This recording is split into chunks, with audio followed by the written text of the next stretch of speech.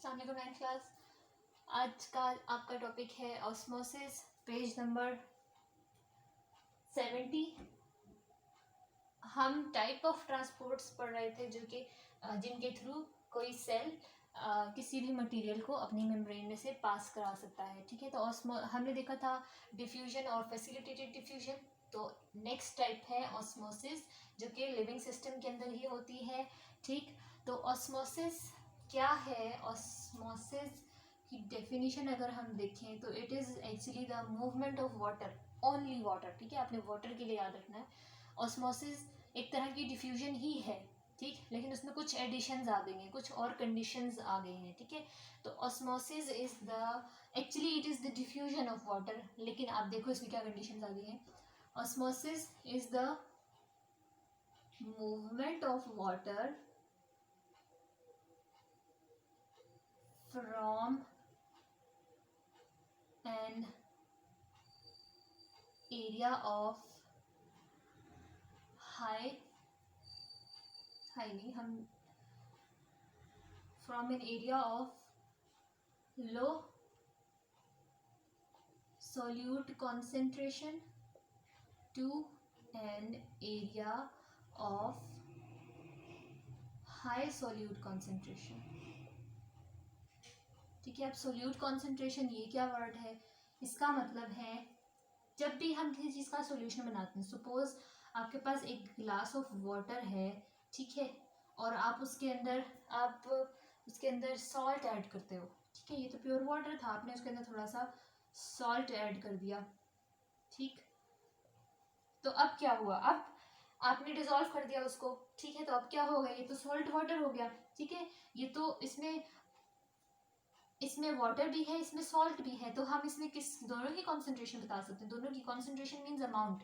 ठीक है, दोनों की अमाउंट बता सकते हैं, इसमें इतना सॉल्ट है, इतना वाटर है। ठीक है, इसी तरह अगर आपने सपोज यहाँ पे आपने 100 ml वाटर लिया था और उसमें आपने 2 ग्राम सॉल्ट ऐड कर दिया है। ठीक है, लेकिन एक और ग्लास आपने लिया, उसमें आपने सेम 100 ml वाटर ही लिया था, लेकिन आपने उसमें ज़्यादा सॉल्ट ऐड कर दिया है।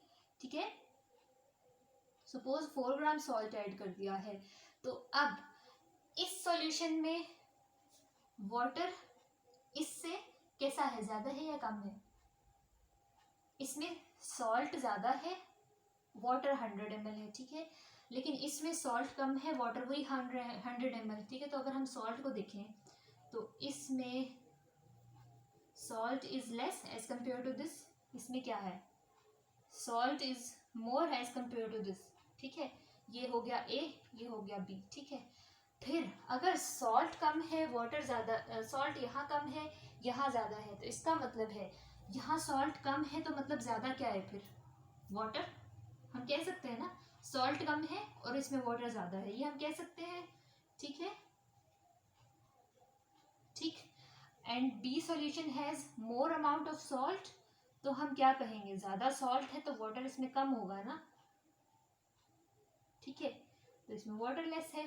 ठीक है, तो ऑस्मोसिस असल में इसी तरह के सॉल्यूशंस जिनमें वाटर हो और साथ में कुछ ना कुछ डिसॉल्व हुआ हो। ठीक है, वो जो चीज़ लेस अमाउंट में हम डिसॉल्व कर रहे हैं ना, अब देखो वाटर का हमने पूरा ग्लास भर के लिया था, लेकिन सॉल्ट कितना लिया? जस्ट 2 ग्राम और 4 ग्राम और 8 ग्राम। ठीक है, इतना थोड़ा सा हमने सॉल्ट लिया। तो जो भी दो चीज़ों को हम डिसॉल्व कर रहे हैं, एक चीज़ को हमने थोड़ी अमाउंट में लिया और एक चीज़ को ज़्यादा अमाउंट में लिया, और उन दोनों को ऐड कर दिया, मिक्स कर दिया, उनका मिक्सचर बना दिया। ठीक है, तो वो जो चीज़ लेस अमाउंट में थी ना, that is solute for us. ठीक है, जनरली उसको सॉल्यूट कहेंगे। वो शुगर भी हो सकती है, वो सॉल्ट भी हो सकता है, वो ग्लूकोज भी हो सकता है। ठीक है, वो कोई भी चीज़ हो सकती है जो हम वाटर में मिक्स करना चाह रहे हैं। ठीक है, तो वो सॉल्यूट हो गया, और वाटर यूजुअली क्या है? लार्ज अमाउंट में है, तो water is the solvent here. ठीक है, जो भी चीज़ लार्ज अमाउंट में है वो सॉल्वेंट है। ठीक है, तभी एक सॉल्यूशन बनता है। ठीक है, अगर मैं कहूँ this is a salt in water solution, या solution of salt in water, तो इसमें salt is solute, water is solvent. Water ने सॉल्ट को डिसॉल्व किया, हम ऐसे कहते हैं ना। ठीक है, सॉल्ट वाटर में डिसॉल्व हुआ है, तो सॉल्ट क्या है? सॉल्यूट, और जिसने डिसॉल्व किया है वो सॉल्वेंट है। ठीक है, तो ऑस्मोसिस किस तरह की मूवमेंट है? सेल के अंदर सेल की मेम्ब्रेन के अंदर बहुत सिर्फ वाटर नहीं होता, बहुत सारे सॉल्ट्स, आयंस भी डिजोल्व हुए होते हैं, ठीक है, ग्लूकोज, शुगर और डिफरेंट आयंस भी डिजोल्व हुए होते हैं, ठीक है। तो वहाँ पे प्योर वाटर नहीं है जो हम कंपेयर करके कहें कि आउटसाइड इन्वायरमेंट में वाटर बहुत ज़्यादा है, इनसाइड वाटर बहुत कम है। तो इस तरह हमें ये कोई क्लियर कट डिफरेंशिएशन नहीं है, ठीक है। अगर हम ये कहें कि आउटसाइड बेशक वाटर ज़्यादा हो या कम हो, ठीक, लेकिन देखो वाटर हमने इसमें भी 100 ml डाला था, इसमें भी 100 ml डाला था, लेकिन रिलेटिवली एक दूसरे के साथ कंपेयर करें तो it is more salty than this, ठीक है। यहाँ लगेगा इसमें वाटर ज़्यादा है लेकिन इसमें सॉल्ट ज़्यादा है, ऐसा लगेगा ना, ठीक है। लेकिन वाटर तो उतना ही है, 100 ml भी, 100 ml यहाँ भी। लेकिन जब इस तरह के सॉल्यूशन इन कांटेक्ट आएंगे ना, तो यहाँ पे सॉल्ट ज़्यादा है, यहाँ सॉल्ट कम है, ठीक है। तो सॉल्ट ज़्यादा का मतलब है फिर कम क्या है, ऑपोजिट वाला वाटर। सॉल्ट कम का मतलब है कि फिर ज़्यादा क्या है यहाँ पे, वाटर, ठीक है। तो ऐसे मौके पे सॉल्ट की बजाय क्या मूव करेगा, इस टाइम में भी जहाँ वाटर ज़्यादा है ना, सॉल्ट कम है वाटर ज़्यादा है, वहाँ से वो वाटर इस वाले सॉल्यूशन में मूव करना स्टार्ट कर देगा। ये भी असल में डिफ्यूजन ही है, लेकिन यहाँ पे सोल्यूट कॉन्सेंट्रेशन की बात आ गई एक चीज़, ठीक है। और साथ में एक चीज़ और हमने ऐड करनी है इसी की डेफिनेशन में, अक्रॉस आ सेमी परमेबल मेम्ब्रेन, यानी this is the movement of water but through a semi permeable membrane, ठीक है।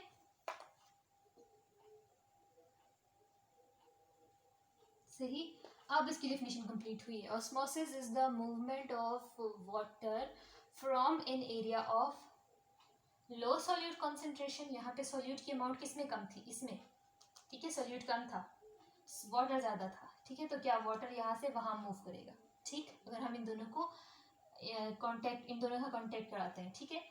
तो water, movement of water from N area of low solute concentration, इसको आप फौरन से जैसे ये वर्ड पढ़ोगे ना, फौरन से अपने माइंड में एनालाइज करना है। लो सोल्यूट तो फिर ज़्यादा क्या है इसमें, वाटर, ठीक है। तो वाटर जहाँ ज़्यादा है वहीं से दूसरी तरफ जाता है, बिल्कुल ऐसा ही होता है, ठीक है, अकॉर्डिंग टू कॉन्सेंट्रेशन ग्रेडियंट जी आ रही है, ठीक है। Low solute concentration to an area of high solute concentration, जहाँ सोल्यूट कॉन्सेंट्रेशन ज़्यादा है वहाँ वाटर कम है, ठीक है। लेकिन this is the movement of water across a semi permeable membrane. वो दोनों जो सॉल्यूशन है ना, सोल्यूट कॉन्सेंट्रेशन वाले, लो और हाई वाले, उन दोनों के दरमियान एक सेमी परमेबल मेम्ब्रेन होनी चाहिए, ठीक है। तो अब क्योंकि ये रिलेटिव टर्म है कि एक सॉल्यूशन, अगर हम यहाँ पे ए बी सी सॉल्यूशन लें, ठीक है, A solution, B solution, C solution, ठीक है। इसमें हमने रखा वाटर में 1 ग्राम सॉल्ट डाल दिया, ठीक है। इसमें हमने, ये भी उतना ही वाटर था, ये भी उतना ही वाटर था, इसमें हमने 2 ग्राम सॉल्ट डाल दिया, वाटर उतना ही रखा। इसमें हमने 3 ग्राम सॉल्ट डाल दिया, वाटर उतना ही है, ठीक है, वाटर सेम है। लेकिन अब क्या है, वाटर तो हमने किसी का इंक्रीज नहीं किया, कम नहीं किया, ठीक है, वाटर तो उतना ही है, लेकिन कॉन्सेंट्रेशन सॉल्ट की चेंज हो रही है। इसमें सॉल्ट की कॉन्सेंट्रेशन बहुत कम है, इट मीन्स ज़्यादातर वाटर के मॉलिक्यूल्स हैं, कम है सॉल्ट के मॉलिक्यूल्स। इसमें थोड़ी सी हाई है सॉल्ट की कॉन्सेंट्रेशन, तो it is of higher solute concentration as compare to this, ठीक है। और फिर 3 ग्राम सॉल्ट वाला तो इससे भी ज़्यादा कॉन्सेंट्रेटेड है ना, ठीक है। तो ये क्या है, it has higher solute concentration than B and A, ठीक है। लेकिन बी में सोल्यूट की कॉन्सेंट्रेशन ए से तो ज़्यादा है, सी से तो कम है, ठीक है। तो ये रिलेटिव टर्म है एक दूसरे के रिलेशन में, ठीक है। तो अब अगर मैं इन ए बी सी सॉल्यूशन की जगह ए बी सी सेल्स ले लूँ, ठीक है, अगर मैं 3 सेल्स ले लूँ, सपोज मैं एक एनिमल सेल ले रही हूँ, यहाँ भी और यहाँ भी, ठीक है। अब सेल के अंदर तो मेम्ब्रेन होती है, सेल की मेम्ब्रेन होती है, cell membrane is also semi permeable, ठीक है। और सेल का जो एनवायरनमेंट है वहाँ भी कोई सॉल्यूशन या वाटर या सॉल्ट ये सब अवेलेबल है, ठीक है। और सेल के अंदर भी वाटर, सॉल्ट और ये सब अवेलेबल है, ठीक है। तो हम देखते हैं this A type cell, this is B type cell, this is C type cell. Cell एक ही है, बस हम इसको कॉन्सेंट्रेशन डिफरेंट देंगे, ठीक है।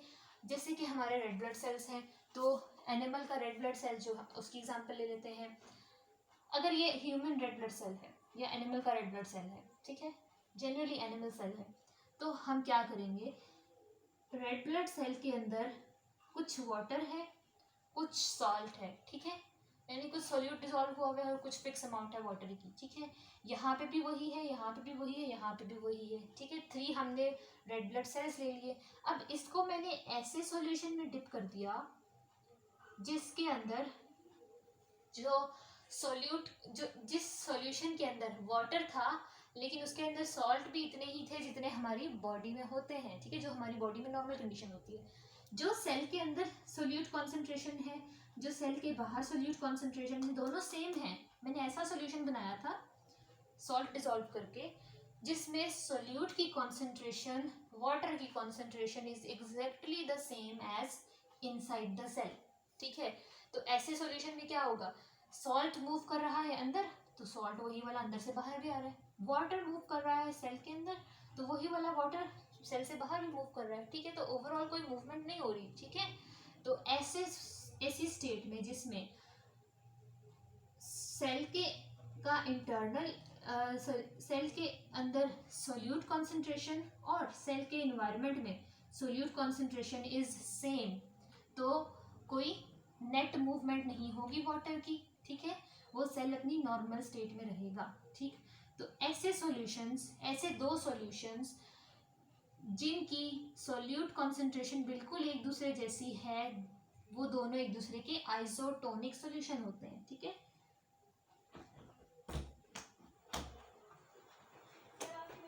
ठीक, अब मैं बी जो सेल है ये भी बिल्कुल वैसा ही रेड ब्लड सेल था, लेकिन मैंने इसको दूसरे सॉल्यूशन में डिप कर दिया है, ठीक है, किसी और सॉल्यूशन में मैंने इसको डाल दिया है। लेकिन उस सॉल्यूशन में मैंने सॉल्ट बहुत कम डाला था, ठीक है, सारा वाटर बहुत ज़्यादा था, सॉल्ट बहुत कम था, तो लेस सोल्यूट कॉन्सेंट्रेशन है। लेकिन अंदर क्या होगी, अंदर तो इससे ज़्यादा सोल्यूट कॉन्सेंट्रेशन होगी, बाहर तो मैंने सोल्यूट बहुत कम डाला है, ठीक है। तो क्या होगा कि ऐसी कंडीशन जिसमें एक जो एक्सटर्नल इन्वायरमेंट है या कोई एक टाइप 2 सॉल्यूशंस है ना, अंदर भी बाहर भी 2 सॉल्यूशंस हैं, तो एक सॉल्यूशन की सोल्यूट कॉन्सेंट्रेशन कम हो, उस सॉल्यूशन को हम कहेंगे हाइपोटोनिक सॉल्यूशन, ठीक है, हाइपोटोनिक सॉल्यूशन, ठीक। लेकिन सी टाइप सेल को मैंने कहा किस सॉल्यूशन में ऐड कर दिया, सेम सेल था, वही अंदर की कॉन्सेंट्रेशन थी उसकी जिस जैसे ए और बी में है, लेकिन मैंने इसको जिस सॉल्यूशन में डिप किया है वो solution is more concentrated in salts, ठीक है, उसमें मैंने बहुत ज़्यादा सॉल्ट डाला है, तो वाटर कम सॉल्ट ज़्यादा हो गया बाहर वाले सॉल्यूशन में, ठीक है। जितनी सेल के अंदर होती है ना उससे ज़्यादा मैंने इसकी कॉन्सेंट्रेशन कर दी है, ठीक है। तो ये सॉल्यूशन क्या कहलाएगा, it has more salt concentration as compare to this cell, तो ऐसा सॉल्यूशन कहलाएगा हाइपरटोनिक सॉल्यूशन, ठीक है, सही। ये तीनों टर्म्स आपको आनी चाहिए। आइसोटोनिक सॉल्यूशन मींस ऐसा सॉल्यूशन जिसकी सोल्यूट कॉन्सेंट्रेशन किसी भी दूसरे सॉल्यूशन के बराबर है, ठीक है। ऐसा सॉल्यूशन हाइपोटोनिक कहलाएगा जिसकी सोल्यूट कॉन्सेंट्रेशन मतलब डिसॉल्व्ड सॉल्ट की concentration is less than the cell, ठीक है। हाइपरटोनिक सॉल्यूशन वो होगा जिसमें solute concentration is greater than inside the cell, ठीक है। अब ऐसी कंडीशंस में क्या होगा, अगर तो ये एक एनिमल सेल है तो एनिमल बॉडी में नॉर्मल जो कंडीशन होती है वो आइसोटोनिक कंडीशन होती है, ठीक है।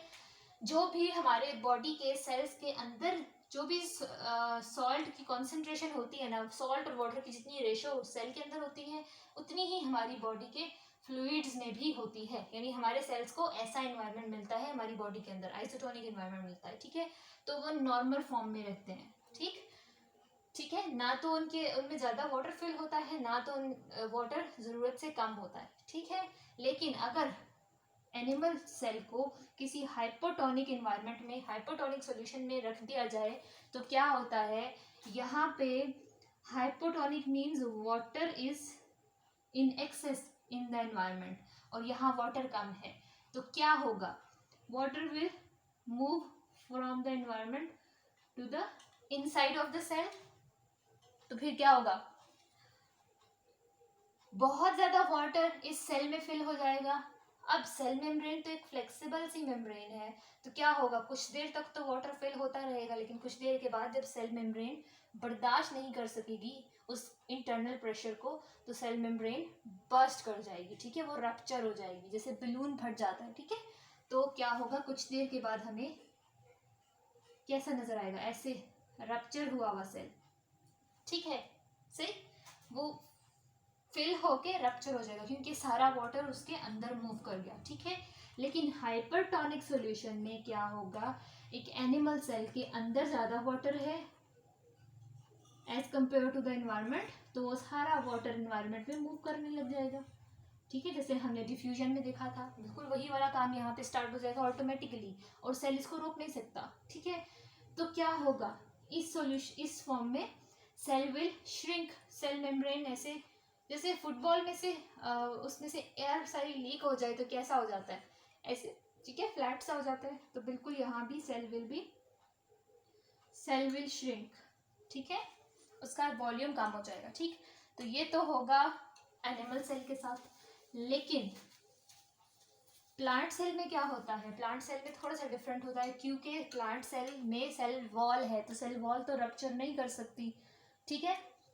तो अगर हम इस तरह से ड्रॉ करें कि ये एक सेल वॉल है, सही, वो तो हार्ड होती है ना, तो वो वाटर का प्रेशर बर्दाश्त कर सकती है, ठीक है। तो यहाँ पे भी हम तीनों कंडीशन अप्लाई करते हैं। हमने क्या कहा था, एनिमल सेल में नॉर्मल कंडीशन कौन सी होती है, एनिमल बॉडी के अंदर जो नॉर्मल कंडीशन मिलती है एनिमल बॉडी के सेल्स को, वो आइसोटोनिक कंडीशन मिलती है, ठीक है, ताकि वो ना तो रप्चर करे ना वो श्रिंक हो, ठीक है, नॉर्मल स्टेट में रहे। लेकिन प्लांट बॉडी में क्या होता है, प्लांट तो बहुत सारा वाटर एब्जॉर्ब करता है ना अपने एनवायरनमेंट से, ठीक है। तो प्लांट बॉडी में जो नॉर्मल स्टेट है ना, वो होती है कि प्लांट के एनवायरनमेंट में बहुत ज़्यादा वाटर है, ठीक है, लेकिन प्लांट सेल के अंदर तो कम वाटर है, ठीक, प्लांट के एनवायरनमेंट में सॉल्ट्स बहुत कम है, प्लांट के अंदर तो सॉल्ट्स बहुत ज़्यादा हैं, तो ऐसी कंडीशन को क्या कहते हैं, द इन्वायरमेंट इज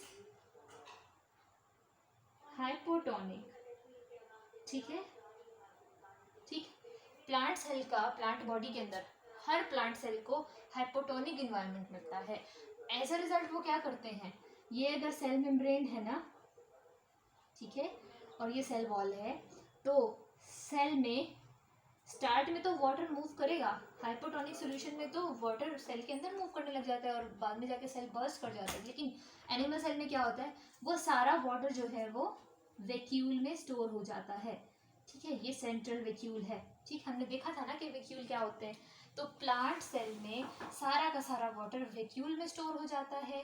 अब सेल बहुत ज़्यादा फिल हो गया वाटर से, तो सेल मेम्ब्रेन पे प्रेशर तो पड़ेगा, ठीक है, वो फुली क्या कहते हैं, एक्सपेंडेड फॉर्म में होगी, स्ट्रेच फॉर्म में होगी, ठीक है, इंटरनल प्रेशर तो पड़ रहा है, लेकिन क्योंकि उसके बाहर सेल वॉल है, एक हार्ड रिजिड सी वॉल है जो कि उसको मजीद एक्सपेंड नहीं होने देगी ताकि वो रप्चर हो जाए, ठीक है, मजीद एक्सपेंड नहीं होने देगी, तो फिर क्या होगा, इस सेल वॉल की सपोर्ट की वजह से सेल इस ही इंटरनल प्रेशर के साथ बिल्कुल नॉर्मल रह सकता है, ठीक है। तो प्लांट सेल की सेल वॉल कभी भी रप्चर नहीं करती, ठीक है, सही, due to the presence of cell wall, ठीक, और यही नॉर्मल कंडीशन है, प्लांट बॉडी में हर सेल के पास ये कंडीशन होती है जब उसको नॉर्मली वाटर मिल रहा होता है, ठीक है। अब इस तरह की कंडीशन को हम कहते हैं द टर्गर, ठीक है, this condition is called turgor, ठीक है, इसको हम टर्जिडिटी भी बोल सकते हैं, और हम ये भी कह सकते हैं द सेल इज टर्जिड, ठीक है, the cell is in the state of turgor, ठीक, सही, when cell has high internal pressure, तो क्या है, वो टर्गर है, ठीक है। और जो लीव्स होते हैं ना, अगर हम देखें कि सनी डेज हैं और वाटर इतना अवेलेबल नहीं है प्लांट को, तो प्लांट के जो लीव्स होते हैं इस तरह से जो ओपन हुए होते हैं वो कैसे हो जाते हैं, इस तरह से हो जाते हैं ना, ठीक है, वो बेंड हो जाते हैं, फोल्ड हो जाते हैं, हम कहते हैं कि प्लांट मुरझा रहा है, ठीक है। तो वो जो मुरझाना है ना, वो असल में इस टर्गर का ऑपोजिट होता है, उसके जो सेल्स होते हैं ना वो रिलैक्स हुए हुए होते हैं, ठीक है, वो श्रिंक हुए होते हैं, ठीक, उनका इंटरनल प्रेशर नहीं होता, ठीक है, और टर्गर क्या होता है, जब हम वाटरिंग करते हैं प्लांट की तो हर सेल के पास यही हाइपोटोनिक कंडीशन डेवलप हो जाती है, उसके अंदर वाटर स्टोर हो जाता है और फिर वो टर्गर हो जाता है, ठीक है। तो प्लांट्स वापस खिल जाते हैं, ठीक है। अब हम देखें, जब वाटर शॉर्टेज है तो एनवायरनमेंट में क्या है, वाटर नहीं है, सेल के अंदर ज़्यादा वाटर है, ठीक है। तो क्या होगा, द एनवायरनमेंट इज हाइपरटोनिक, यानी लेस वाटर मोर सॉल्ट, ठीक। अब ऐसे में क्या होगा, जब ये कंडीशन आएगी तो वाटर विल मूव, वो जितना वाटर अंदर स्टोर था ना सेल के, वो सारा वाटर बाहर मूव कर जाएगा एनवायरनमेंट में थ्रू ऑस्मोसिस, ठीक है। तो क्या होगा, सेल मेम्ब्रेन के थ्रू वो बाहर मूव कर जाएगा। अब सेल के अंदर तो वाटर रहा नहीं, थोड़ा सा वाटर है, तो सेल मेम्ब्रेन किस शेप में होगी, ऐसे स्ट्रेच्ड फॉर्म में नहीं होगी, सेल मेम्ब्रेन ऐसे श्रिंक हो जाएगी, ठीक है। तो जब सेल मेम्ब्रेन श्रिंक होगी तो क्या होगा, जो पूरी प्लांट बॉडी है उसके अंदर जो इंटरनल प्रेशर है, जिसकी वजह से वो जो स्मॉल उसकी स्टेम्स थी, ग्रीन स्टेम्स, ग्रीन लीव्स थे, वो स्ट्रेट थे, ठीक है, वो फुली स्ट्रेच फॉर्म में थे, वो सब कैसे होंगे, फ्लैसिड हो जाएंगे, ठीक है, मुरझा जाएंगे, ठीक है। This condition, this is the flaccid condition, flaccid state, जिसमें cell do not has internal pressure, do not have internal enough pressure, ठीक है, ठीक।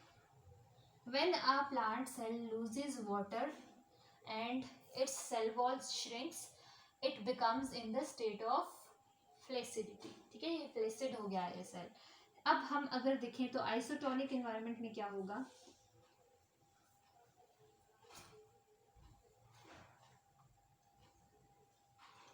नहीं ये होगा आइसोटोनिक एनवायरनमेंट में। आइसोटोनिक, जब सेल के अंदर सेल के बाहर एक जितना वाटर है तो तब भी क्या होगा, जो एक्स्ट्रा वाटर था वो सारा बाहर मूव कर जाएगा और सेल स्ट्रेच्ड फॉर्म में नहीं होगा, नॉर्मल स्टेट में होगा, थोड़ा सा श्रिंक कर जाएगा, ठीक है। तो ये फ्लैसिड स्टेट है।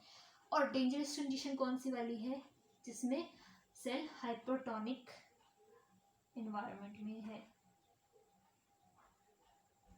ठीक है। जब हाइपरटोनिक एनवायरनमेंट है तो क्या होगा, सेल मेम्ब्रेन श्रिंक करते ही इसके बाद आएगा हाइपरटोनिक एनवायरनमेंट, ठीक है।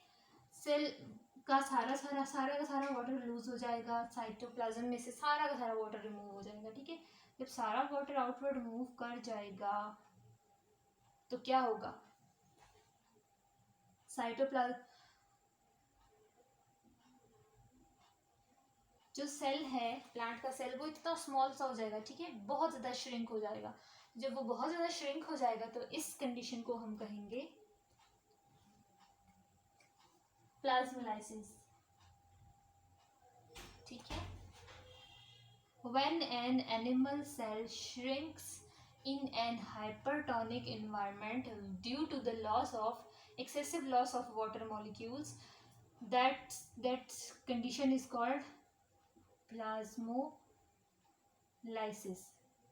ठीक है।